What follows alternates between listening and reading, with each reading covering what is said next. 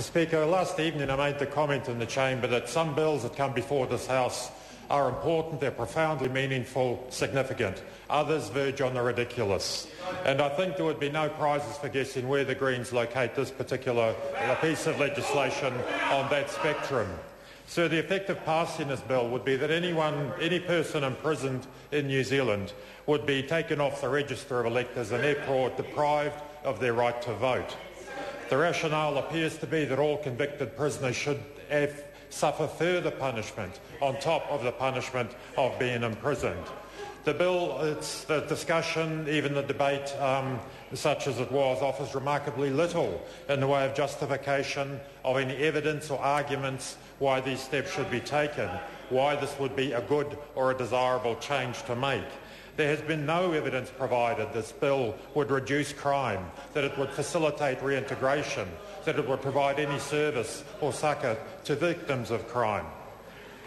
There are, on the other hand, very compelling reasons why we should leave the status quo, or why any change that was effected ought to expand, to broaden rather than reduce the opportunities for prisoners to retain the franchise. And so clearly the Greens will continue to oppose this bill in its entirety. It will do nothing to make our society safer. If anything, it will make it more dangerous by further marginalising prisoners, by making more difficult their reintegration back into society, their acceptance as part of that society after they have served their sentences. The balance of submissions was overwhelmingly opposed to this bill. The point's been made that the mover of the bill supported it, as did one other, shall we say, well-known character. The majority of submitters clearly were offended by it. This bill constitutes an unjustified violation of the Bill of Rights, as was confirmed by the Attorney-General. It is contrary to Article 25 of the United Nations International Covenant on Civil and Political Rights, of which New Zealand is a signatory, which we have ratified, and is completely out of line with international law relating to blanket restrictions on the rights of prisoners.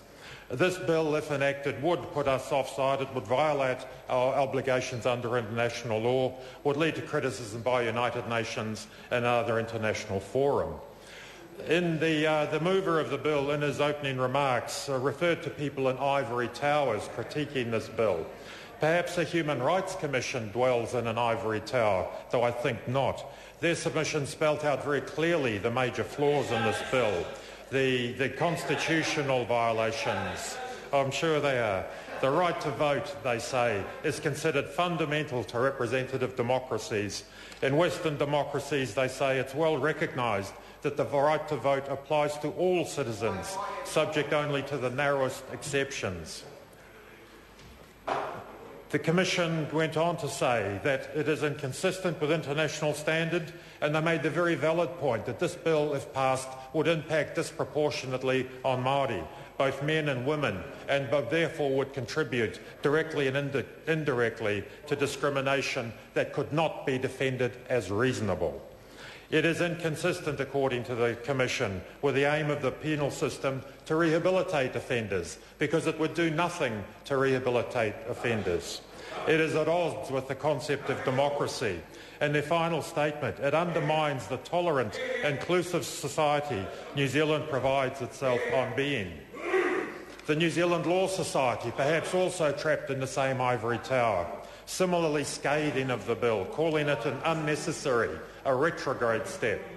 The Society insists that the current law maintains the correct balance between the maintenance of a free and democratic society, the right to vote for all New Zealanders, and the removal of certain rights from prisoners. We have achieved that balance, and despite the movers' assertions to the contrary, it was not an arbitrary decision to settle on 3 years as a minimum imprisonment time for prisoners to lose that vote. It was it's a measure that's been accepted, practiced for a very long time, and we ought not to meddle with it. This bill reflects a punitive and irrational approach to the rights of prisoners. If enacted, it would be counterproductive. It would alienate prisoners and recently released inmates further from society. despite a major objectives of the Corrections Department, the corrections sector, of preparing and facilitating reintegration back into society of those who have offended.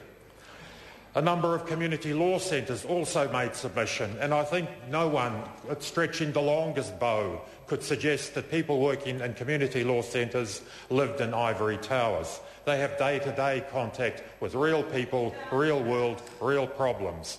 Their submission was based on their experience working with offenders and with victims, and was highly critical of this bill and demanded its rejection. Think of the practical issues involved. The Electoral Enrolment Centre put in a submission and quite appropriately took some care to take no political position, to make no political statements, but noted that even the current system of deregistering prisoners is labour-intensive, time-consuming and often fails to the extent that the necessary documentation is often not completed. The report back from the government majority on the Select Committee noted the issue, said that the committee had considered some changes to this process of deregistration and decided essentially that that was too hard a project. They put it in the too hard basket, and that is under the current situation where only a relatively small number of prisoners are deregistered, re-registered. There is a pious hope expressed by the government members that the Electoral Enrolment Centre will work with corrections to develop a procedure to improve, to encourage prisoners to re-enrol upon release from prison, and they expect the introduction of a re-enrolment procedure in due course. That is undoubtedly a kick for touch. It's too hard, and they chose not to go there for obvious reasons. There are some 9,000 people released from New Zealand prisons every year.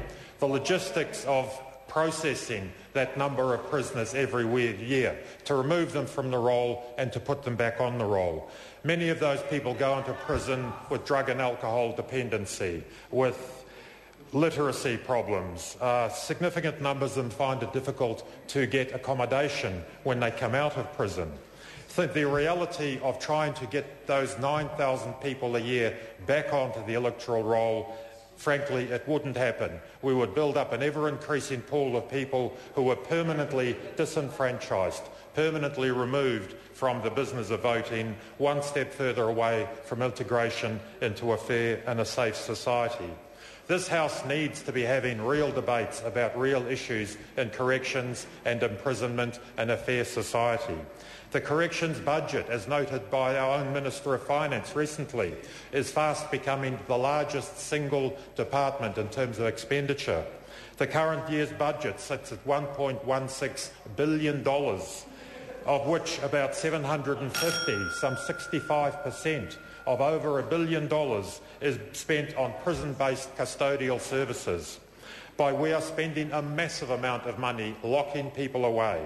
By comparison, we are spending less than 12% of that budget on reintegration and rehabilitation services. Some $138 million is all we can find to reintegrate prisoners, to rehabilitate people who have offended. It seems we would rather spend huge amounts of money on concrete and steel and prison guards, and a relatively small amount of money on endeavouring to ensure that we do not have this inexorably growing rate of recidivism, that we do not have this appalling blot on our social profile of this high rate and this ongoing rate of imprisonment and recidivism. We can do better than this. We need to do better than this. This House needs to turn its mind to the real issues around corrections, around crime and punishment, around meeting the needs of victims. This bill does nothing towards that. It is a waste of this House's time, and we would like to see it sent away and given the send-off it deserves. Kia ora.